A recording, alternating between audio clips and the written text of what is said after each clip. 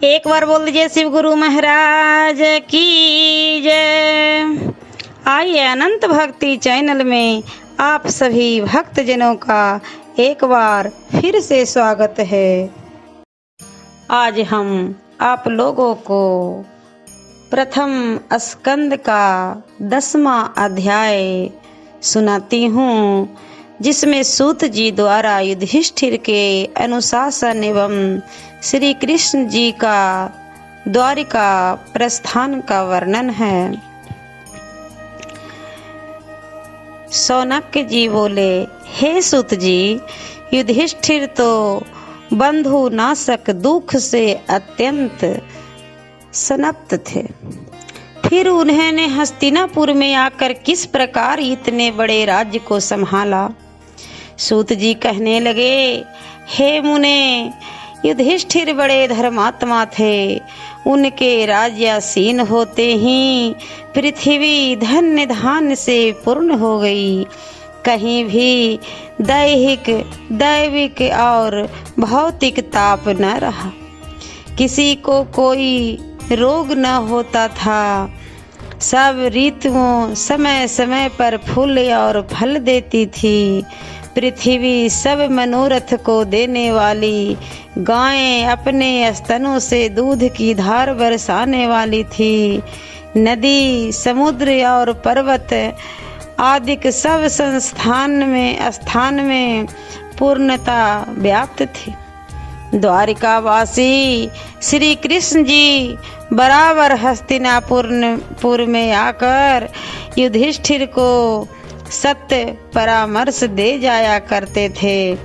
जब श्री कृष्ण जी वहां से चलने लगते, तब द्रौपदी, सुभद्रा आदि स्त्रियां अपने नेत्रों से टपकते हुए आंसुओं को रोक उनको बड़े आदर सत्कार से विदा करती। नाना प्रकार के वाद्य बजने लगते थे।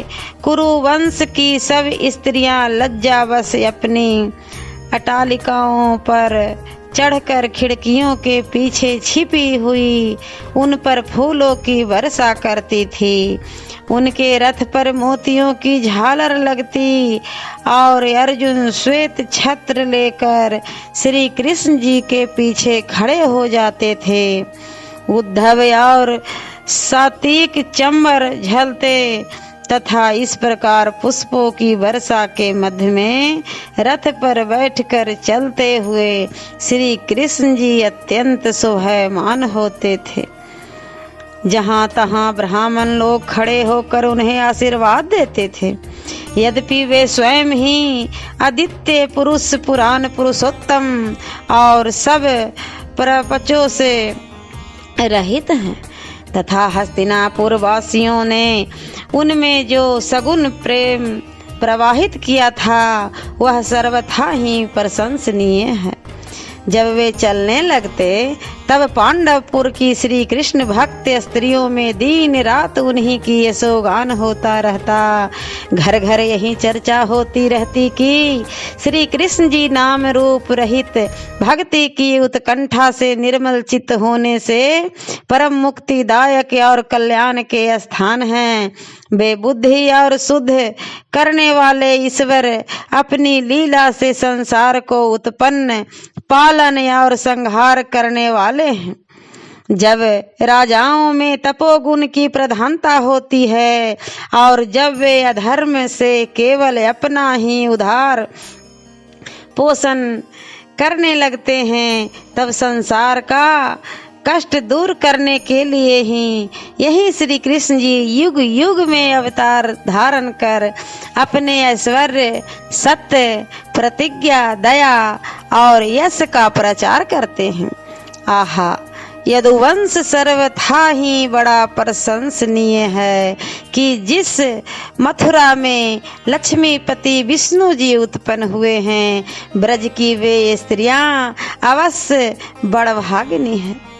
उन्होंने पूर्व जन्म में बड़े शुभ कर्म किए थे, जो आज वे इन मंद मुस्कान युक्त श्री कृष्ण जी को नित्य देखती हैं।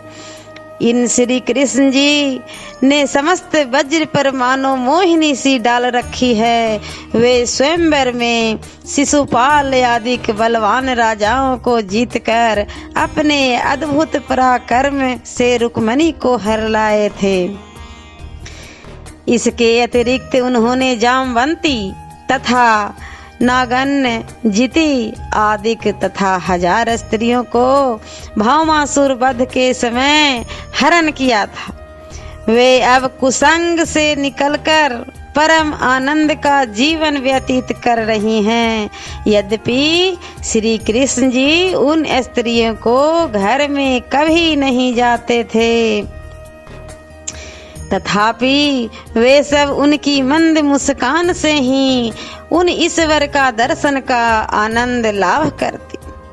इस प्रकार जब श्री कृष्ण जी हस्तिनापुर से चलने लगे, तब उनकी रक्षा के लिए युधिष्ठिर ने स्नेह से हाथी, घोड़े और रथ सहित अपनी एक पैदल चतुरंगी सेना को उनके साथ कर दिया। बहुत दूर तक पांडवों ने उन्हें पहुंचाया।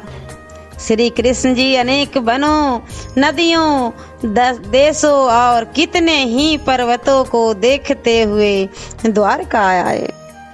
एक बार बोल दीजिए, ओम नमो भगवते वासुदेवाय नमः।